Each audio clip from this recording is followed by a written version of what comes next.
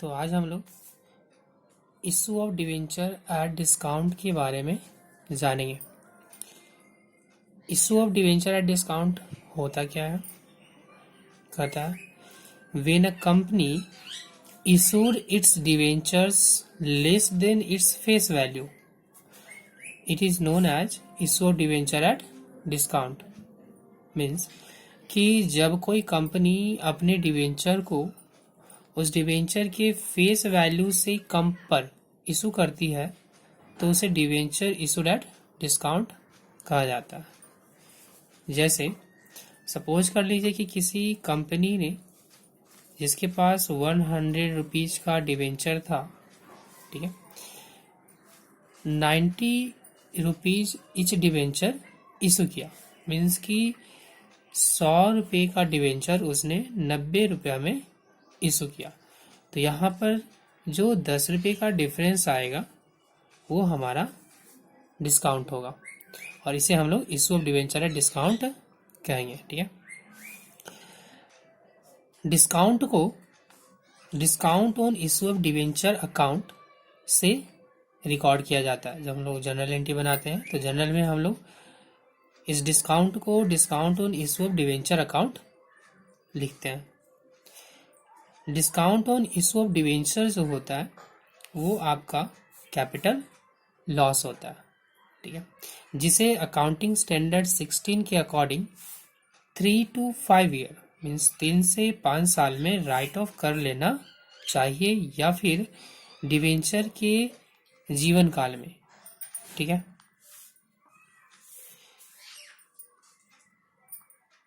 It is written off with the help of capital profit, that is capital reserve, securities premium, statement of profit and loss in equal instalment. कहता है कि discount on issue of debenture को capital reserve की help से, securities premium की help से या फिर statement of profit and loss की हेल्प से इक्वल इंस्टॉलमेंट में राइट ऑफ किया जाता है। ठीक है, तो discount on issue of debenture जो कि कैपिटल लॉस होता है उसे राइट ऑफ करने का प्रोसीजर क्या है कि हम उसे इक्वल इंस्टॉलमेंट में कैपिटल रिजर्व से, सिक्योरिटीज प्रीमियम से या फिर statement of profit and loss से राइट ऑफ करते हैं।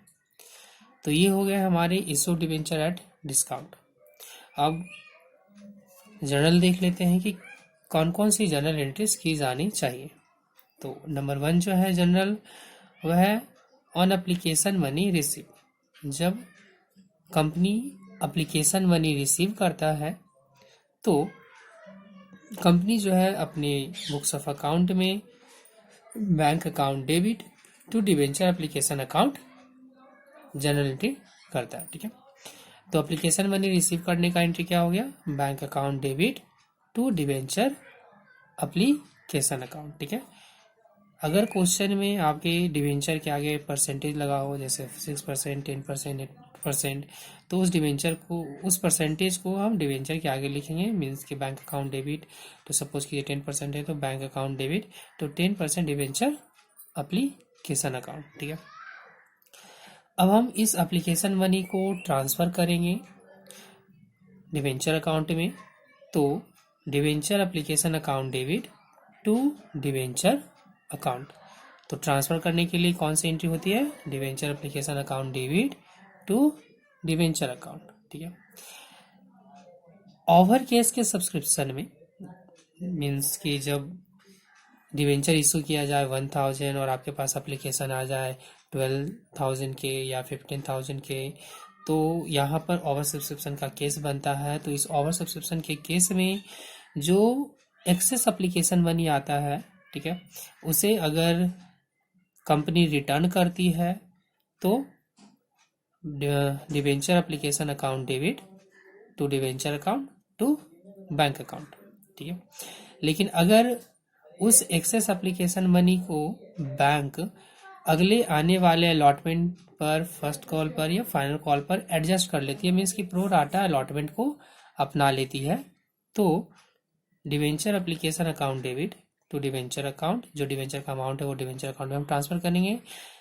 टू बैंक अकाउंट, अगर कंपनी रिफंड करती है तो टू बैंक अकाउंट करेंगे, और अगर प्रोराटा अलॉटमेंट अपनाती है तो debenture allotment account, to debenture first call और टू डिवेंचर फाइनल कॉल। ठीक है, तो ये हो गया ट्रांसफर ऑफ एप्लीकेशन मनी। ठीक है, अब हम अलॉटमेंट मनी को ड्यू करते हैं, तो debenture allotment account debit, discount on issue of debenture account debit to debenture account. Premium की तरह डिस्काउंट को भी अलॉटमेंट पर ही दिया जाता है।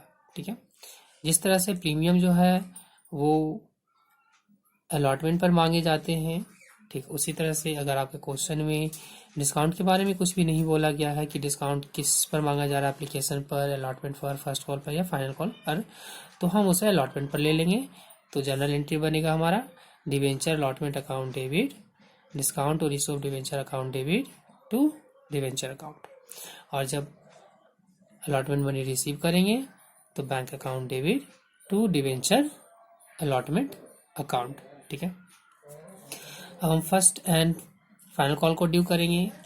अगर सिर्फ फर्स्ट कॉल है, second call and final call है तो इसी तरह से होंगे। यहाँ पर फर्स्ट एंड फाइनल कॉल हमने एक साथ ले लिया है, तो debenture first and final call account debit to debenture account, ये ड्यू हो गया, और हम रिसीव करेंगे bank account debit to debenture first and final call. ठीक है, अगर कोई डिवेंचर होल्डर फेल्ड हो जाता है, मीन्स कि वो अगर फर्स्ट कॉल का अमाउंट नहीं दे पाता है या सेकेंड कॉल का अमाउंट नहीं दे पाता है, तो उसके लिए हम कॉल्स इन एरियर अकाउंट को ओपन करते हैं।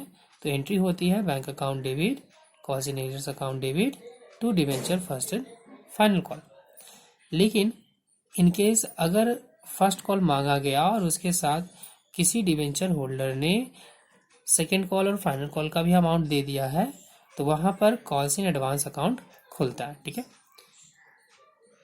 तो एंट्री हो जाती है हमारी bank account debit debenture first and final call account to calls in advance account.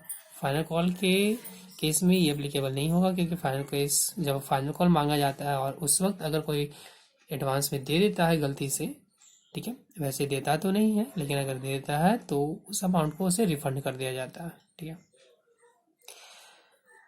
अब राइट ऑफ करने के लिए कि जो डिस्काउंट हमने दिया है उस डिस्काउंट को हमें राइट ऑफ करना होता है, तो राइट ऑफ करने के लिए हम उसे statement of profit and loss से करते हैं।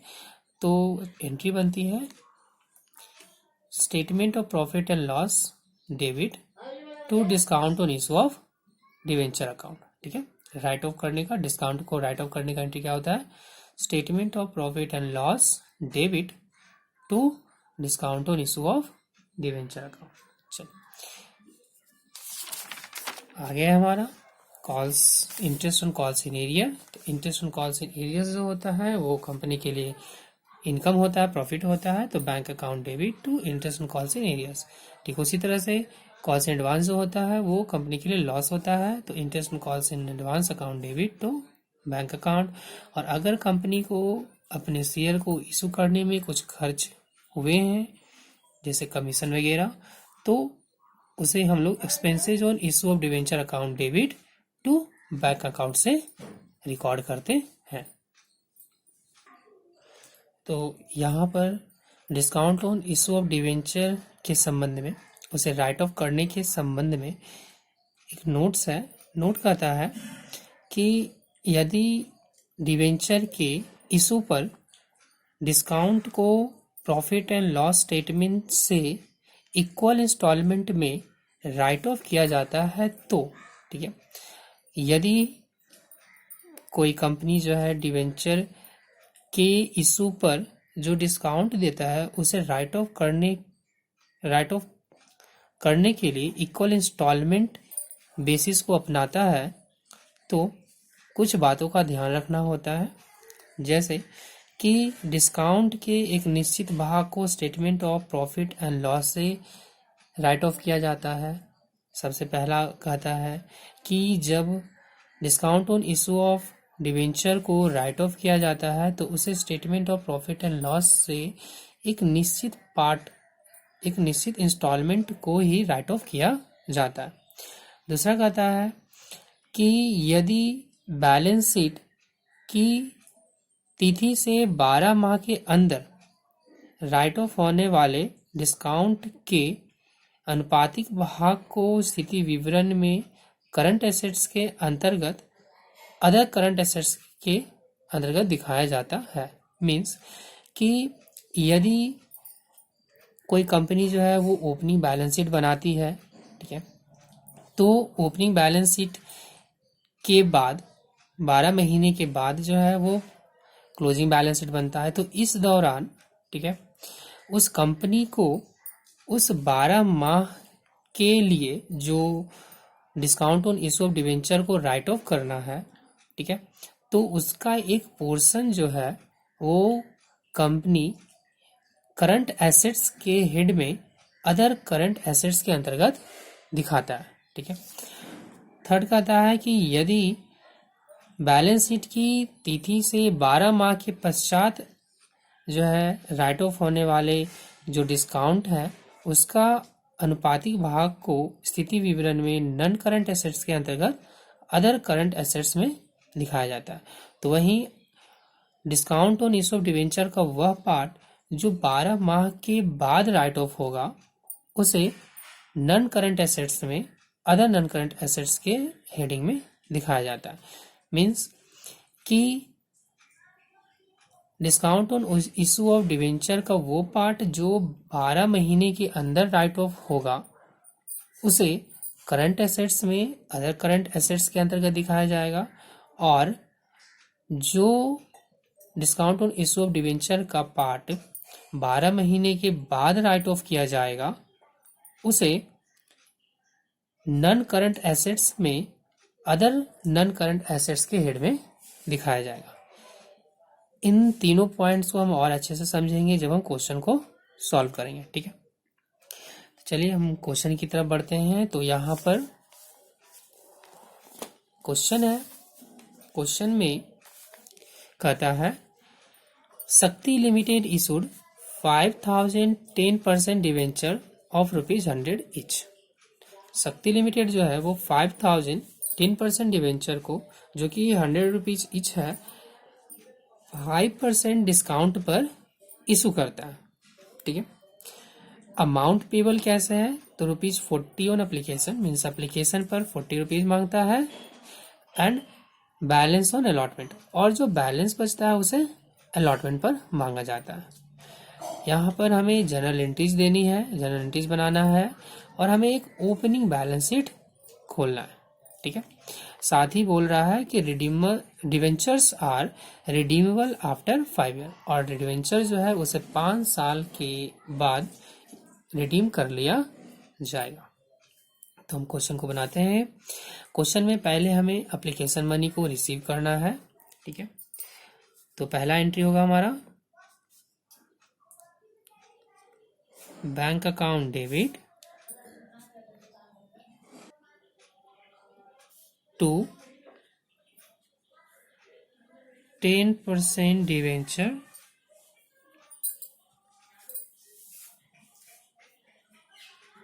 एप्लीकेशन अकाउंट, ठीक है। नरेशन होगा हमारा being application money received on 5000 10% debentures at the rate ₹40 each। Application पर 40 रुपया मांगा गया था, ठीक है। अमाउंट होगा हमारा 5000 डिवेंचर्स था और ₹40 मांगा गया था, ठीक है। 5 4 20 22 लाख, ठीक है। तो 2 लाख एप्लीकेशन मनी रिसीव हो गया। अब हम इसे ट्रांसफर करेंगे डिवेंचर अकाउंट में, तो हो जाएगा 10%, सेकंड एंट्री 10% डिवेंचर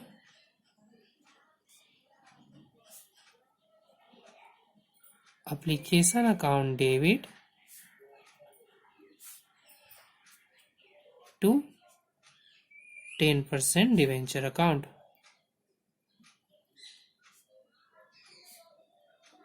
ठीक है, तो यहाँ पर हमने एप्लीकेशन मनी को डिवेंचर अकाउंट में ट्रांसफ़र कर दिया।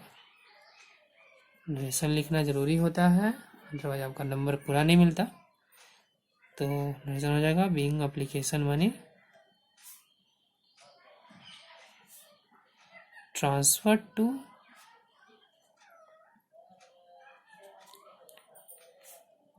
%10 डिवेंचर अकाउंट। ओके, अब हम अलॉटमेंट मनी को ड्यू करेंगे। Third number 10% debenture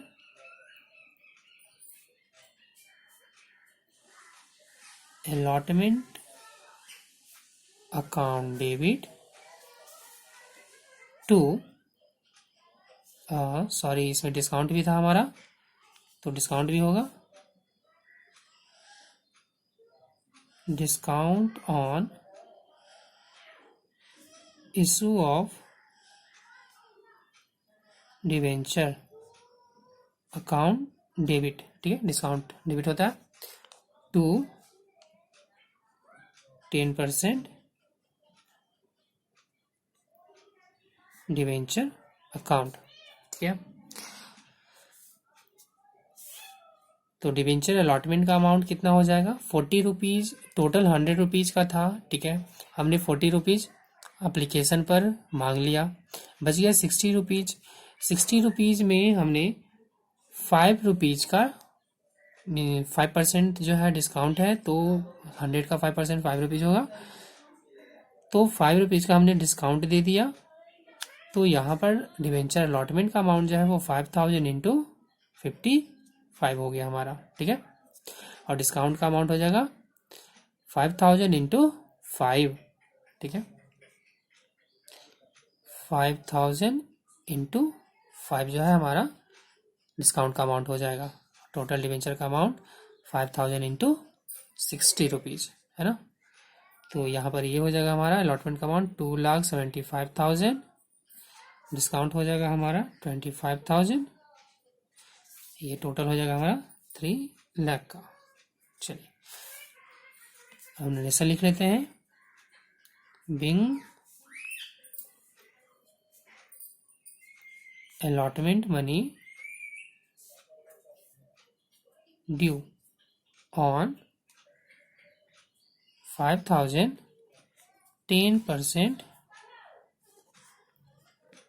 10% debentures at the rate ₹55 each and allowed discount at the rate ₹5 each। ठीक है, तो ये हमारा नरेशन हो गया। अब हम इस अमाउंट को रिसीव कर लेंगे। Phone number entry bank account debit to 10%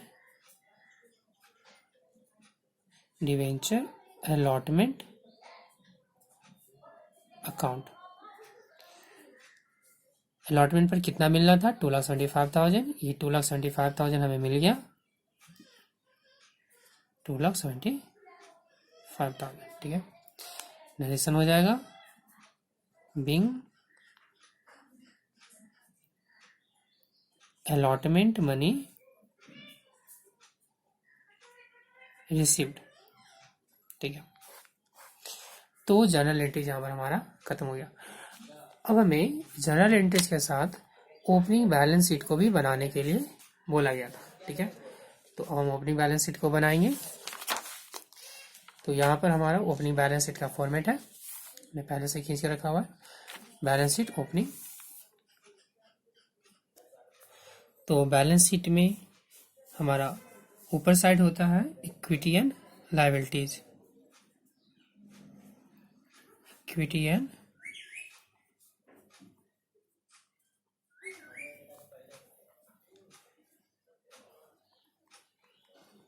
liabilities. ठीक है, तो इक्विटी एंड लायबिलिटीज जो है ये हमारा ऊपर होता है, बीच में फिर नीचे होता है हमारा एसेट्स। तो पहले हम इक्विटी एंड लायबिलिटी को बना लेते हैं। तो इक्विटी एंड लायबिलिटी में पहला जो हेडिंग होता है वो होता है हमारा share holders fund.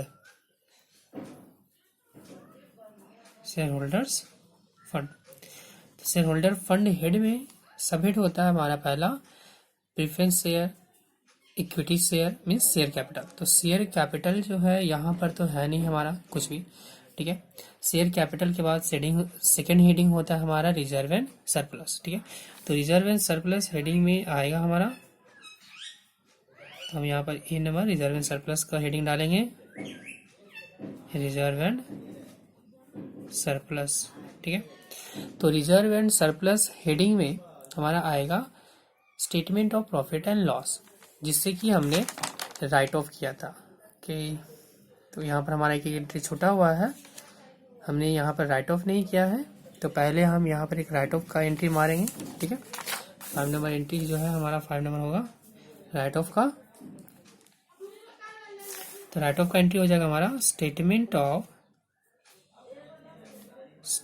Of profit and loss debit to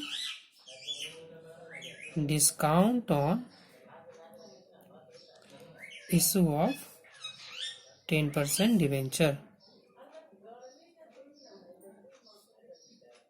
account. ठीक है, तो राइट ऑफ कितना करेंगे, तो यहाँ पर क्वेश्चन में कह रहा था कि डिवेंचर जो है 5 साल के बाद रिडीमेबल है। ठीक है, तो टोटल जो डिस्काउंट था वो 25,000 का था और 5 साल में रिडीमेबल है। तो इस 25,000 को हमें 5 ईयर के अंडर में रिडीम कर लेना है। तो यहाँ पर जो है हमारा रिडीमेबल अमाउंट होगा statement of profit and loss में जो हम ट्रांसफर करेंगे वो 25,000 का 1/5 पार्ट। ठीक है, तो 5,000 जो है हमारा वो statement of profit and loss में ट्रांसफर हो जाएगा। अब यहाँ पर हम देख रहे हैं कि statement of profit and loss जो है वो हमारा डेबिट हो रहा है।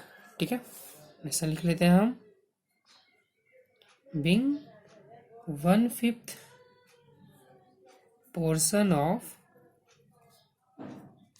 Discount on issue of 10% debenture written off. ठीक है, तो यहाँ पर हमने रिटर्न ऑफ कर लिया। अब यहाँ जैसा कि हम देख रहे हैं कि statement of profit and loss जो है वो डेबिट है। ठीक है, तो डेबिट जो होता है वो हमारा एक तरह का लॉस होता है। तो जब हम इस डेबिट को बैलेंस शीट में शो करेंगे, ठीक है, तो ये हमारा निगेटिव बैलेंस शो करेगा। ठीक है, तो statement of profit and loss इस अमाउंट को हम रिजर्व एंड सरप्लस हेडिंग में शो करते हैं। तो यहाँ पर हम छोटा सा नोट्स टू अकाउंट तैयार करेंगे। ठीक है, नोट्स टू अकाउंट में पहला जो नोट्स होगा हमारा वो होगा रिजर्व एंड सरप्लस के रिगार्डिंग। तो रिजर्व एंड सरप्लस में सिर्फ हमारे पास एक ही आइटम है, वो है statement of profit and loss. ठीक है, statement of profit and loss जो कि हमारा है डेबिट बैलेंस 5,000। ओके, इसके अलावा इसमें आपका सिक्योरिटीज प्रीमियम जाता है और अगर कोई रिजर्व हो तो वो जाता है, लेकिन यहाँ पर तो कुछ और है नहीं आइटम। तो यहाँ पर रिजर्व एंड सरप्लस में आएगा 5,000, सरप्लस में आ जाएगा हमारा 5,000। ठीक है, तो शेयर होल्डर्स फंड में हमारा सिर्फ रिजर्व एंड सरप्लस ही होगा। अब इसके बाद जो सेकेंड हेडिंग होता है वो होता है हमारा नॉन करंट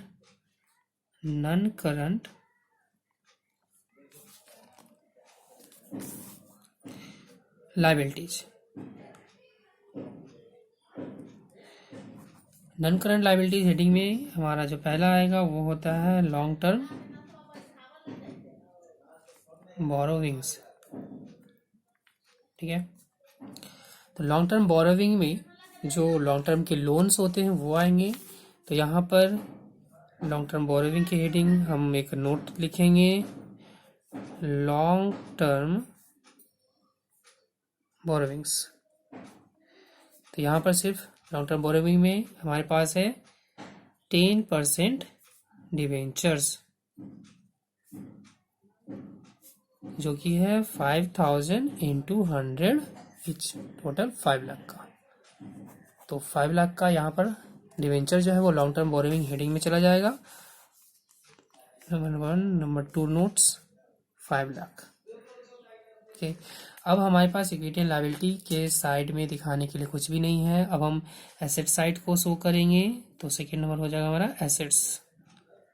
ठीक है, एसेट्स में पहला जो हेडिंग होता है वो होता है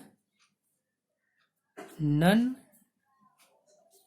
करंट लायबिलिटी। ठीक है, तो ऐसे तो नन करंट लायबिलिटी में जो है आपके बहुत सारे हेडिंग्स आते हैं, सब हेडिंग्स होते हैं। ठीक है, फिक्स एसेट्स हो गया, फिक्स एसेट्स में टेंजिबल इंटेंजिबल एसेट्स होता है आपका। ठीक है, तो यहाँ पर तो वैसे कुछ आइटम्स है नहीं सिवाय अदर नन करंट एसेट्स के। Other non current assets. Okay, तो अब हम अदर नन करंट एसेट्स को देख लेते हैं। तो जैसा कि यहाँ पर बता रहा था कि स्थिति विवरण की तिथि से 12 माह के पश्चात अपलिखित होने वाले, मीन्स के राइट ऑफ होने वाले डिस्काउंट के जो अनुपातिक भाग होते हैं उसे नन करंट एसेट्स के अंतर्गत अदर नन करंट एसेट्स में दिखाते हैं। ठीक है, तो discount on issue of debenture का वह पार्ट जो 12 महीने के बाद राइट ऑफ होगा उसे हम लोग अदर नन करंट एसेट्स में दिखाते हैं। ठीक है, तो यहाँ पर हम अदर नन करंट एसेट्स को नोट कर लेंगे। Other non current assets. ठीक है, थोड़ा सा इसमें हमें वर्किंग करना पड़ जाएगा अदर नन करंट एसेट्स को निकालने के लिए। ठीक है, हम यहाँ पर थोड़ा सा शो करेंगे discount on issue of debenture जो था वो था टोटल 25,000 का। इसमें से हमने रिटर्न ऑफ किया था 1/5 पोर्शन, मीन्स कि 25,000 का 1/5 राइट ऑफ हम कर दिए थे, means statement of profit and loss में हम ट्रांसफर कर दिए थे। ठीक है, यहाँ पर स्टेटमेंट प्रॉफिट एंड लॉस में ट्रांसफर कर दिया था 5,000। तो यहाँ पर हम 5,000 को लेस कर लेंगे तो बचेगा मेरे पास 20,000। ठीक है, अगर हम क्लोजिंग बैलेंस शीट बनाते तो ये अमाउंट जो है हमारा अदर नॉन करंट एसेट्स में शो कर जाता, लेकिन चूंकि हम ओपनिंग बैलेंस शीट बना रहे हैं तो ओपनिंग जो होता है वो ओपनिंग डेट्स को बनता है, मीन्स 1 अप्रैल को। तो 1 अप्रैल से 31 मार्च तक जो है अभी 12 मंथ बाकी हैं। तो इस 12 महीने के लिए जो है, जैसा कि यहाँ पर कह रहा था कि 12 माह के अंदर जो अपलिखित होने वाले कटौती मीन्स डिस्काउंट का जो भाग होता है उसे करंट एसेट्स में दिखाते हैं। तो यहाँ पर अभी 12 महीने के लिए डिस्काउंट का और भी पार्ट राइट ऑफ किया जाएगा। ठीक है, तो हम उसे भी यहाँ से लेस कर लेंगे। ठीक है,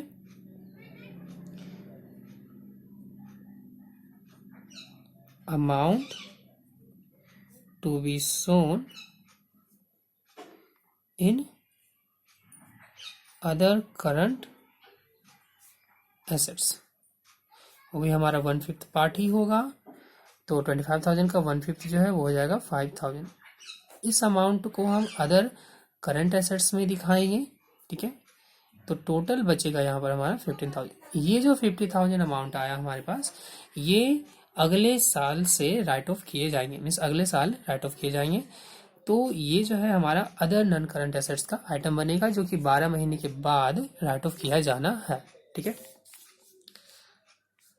तो यहाँ पर हमारा जो है अदर नॉन करंट एसेट्स में हो जाएगा 15,000।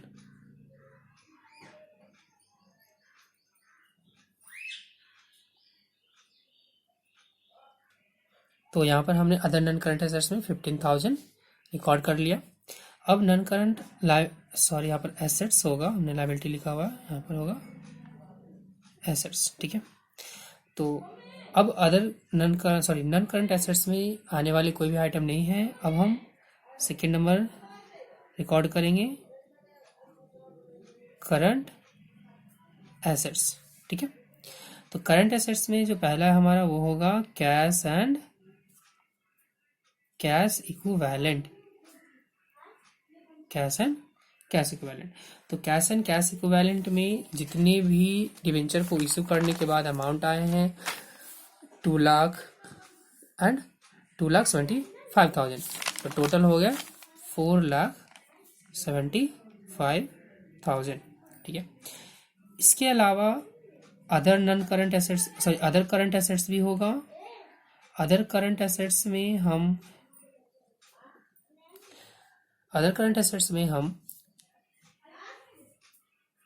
Discount on issue of debenture को वो पार्ट शो करेंगे जो अगले आने वाले 12 महीने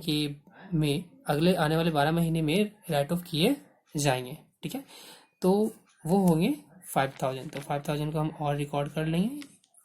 तो ये हो गया हमारा अदर करंट एसेट्स, जो कि 5,000 जो है वो अगले 12 महीने में राइट ऑफ किए जाएंगे। ठीक है, और यहाँ पर 15,000 जो वो 12 महीने के बाद राइट ऑफ किए जाएंगे। तो जो 12 महीने के बाद राइट ऑफ किए जाएंगे वो अदर नॉन करंट एसेट्स में दिखाए जाएंगे, और जो 12 महीने के अंदर राइट ऑफ किए जाएंगे वो यहाँ पर अदर करंट एसेट्स में दिखाए जाएंगे, और जो पहले से राइट ऑफ किया जा चुका है, ठीक है, तो उसे हम लोग रिजर्व एंड सरप्लस हेडिंग में statement of profit and loss में दिखाएंगे। ठीक है, तो अब हम यहाँ पर बस टोटल कर लेते हैं। चूंकि ये निगेटिव बैलेंस है तो ये हो जाएगा 4,95,000, और इसका टोटल कर लेंगे हम लोग, तो ये भी हो जो है हमारा हो जाएगा 4,95,000। ठीक है, तो इस तरह से हमारा बैलेंस शीट बन गया। तो हमारा जो है issue of debenture at discount topic खत्म हो चुका।